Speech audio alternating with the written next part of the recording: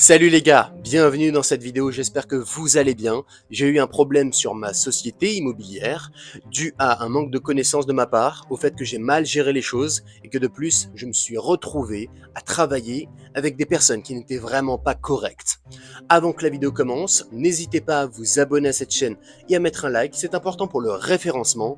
C'est parti. Moi, je le précise, je suis pas un expert, je suis pas un professionnel. Ça fait pas 10 ans que j'entreprends dans l'immobilier, que j'investis en bourse, en crypto, en je ne sais quoi. Non, pas du tout. Je suis un débutant. Ça fait un peu plus d'1 an et demi que je fais ça maintenant. Et d'ailleurs, je pense que c'est une de mes forces que de savoir parler aux débutants, étant donné que moi-même, j'en suis un. Et à travers toutes les erreurs, les catastrophes, les galères que je peux faire et mener, et que je ferai tout au long de mon parcours entrepreneurial, j'espère peut-être pouvoir vous aiguiller à ne pas faire les mêmes erreurs que moi, et de plus, si jamais c'est le cas, vous apporter une solution. Je vous explique tout. En fait, dans mes appartements, moi je fais appel à des artisans pour faire les travaux. Et il faut bien choisir ces artisans. Certains vont vous mettre des prix très hauts et ils vont essayer de vous arnaquer. D'autres vont vous mettre des prix très bas. Et ils vont vous dire « Ah mais en fait il manque ça, il manque ça, il manque ça. » Et petit à petit, le prix va augmenter. Donc déjà, il faut bien chiffrer soi-même son chantier et travailler avec l'artisan qui est le plus juste au niveau du prix. Ça ok, je le savais déjà. Maintenant, ce que je ne savais pas, c'est qu'une fois qu'on a choisi son artisan, il faut lui demander une chose qui est très importante à faire. Lui demander sa décennale. La décennale, pour ceux qui ne savent pas, c'est l'assurance que doit avoir l'entrepreneur, l'artisan, pour ses chantiers, si jamais il y a des malfaçons. Moi, je ne l'ai pas demandé. Alors, j'ai travaillé avec un artisan qui ne l'avait pas, sans le savoir. Il a fait un premier chantier, il a fait un deuxième chantier, et tout se passe bien. Mais le truc, c'est qu'on pense à ce problème-là seulement que quand il y a le problème. Sinon, ça va. Et à un moment donné, il m'a fait une merde. Dans une salle de bain, il n'a pas mis d'assises. Alors les locataires venaient, la salle de bain bougeait, sur tous les pourtours, l'eau s'infiltrait et tombait directement chez le voisin du bas.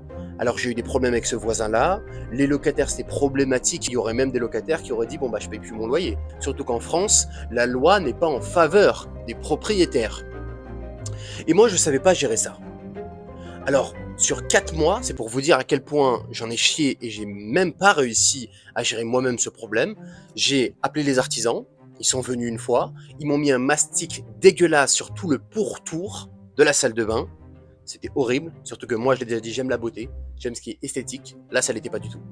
Une deuxième fois je les appelle, pareil, ils me refont la même merde. En plus, je pouvais pas être là à ce moment-là, moi je bouge pas mal. C'était pas possible de venir et de passer la journée comme ça avec eux ou de revenir à la fin, c'était pas évident à faire.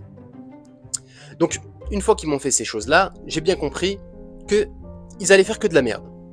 C'est là où je me suis renseigné et que j'ai compris qu'en fait j'aurais dû leur demander cette fameuse décennale, cette fameuse assurance. Voyant que le problème perdurait, que j'avais aucune solution et que dans tous les cas, c'était moi qui allais casquer, parce que eux, il n'y a pas d'assurance, il n'y a personne qui va me rembourser. C'est pas eux qui vont me rembourser ou qui vont faire quoi que ce soit. Je leur ai envoyé un message pour leur demander des comptes, disons, aucune réponse. Ça paraît évident. Mon assurance ne prend pas non plus en charge puisque ce n'est pas compté comme un dégât des eaux. Alors, j'ai compris que j'arrivais pas forcément à très bien gérer au niveau des artisans. Au niveau des locataires, ça m'emmerde de gérer aussi, c'est pas mon truc.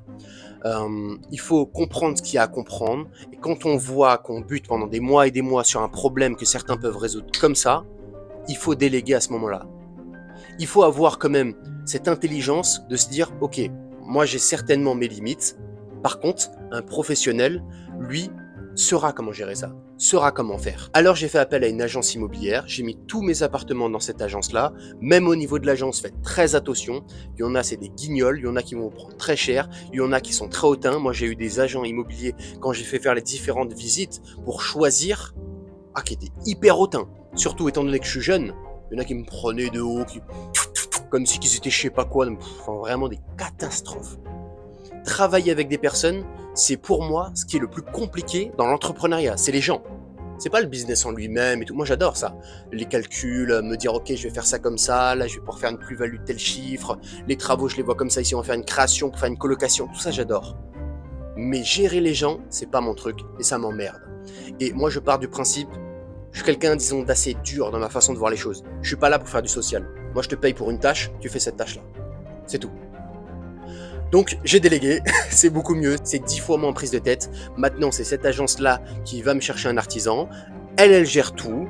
Elle va m'envoyer le devis pour la réparation de cette salle de bain que je vais payer moi-même du coup. Alors voilà, tout ça pour vous dire, faites attention avec qui vous travaillez et demandez une décennale à vos artisans. Sur ce, n'hésitez pas à vous abonner à cette chaîne, à mettre un like, mettez-moi en commentaire si les contenus où je vous partage des problèmes que j'ai pu avoir dans l'entrepreneuriat vous intéressent. Allez, ciao les gars!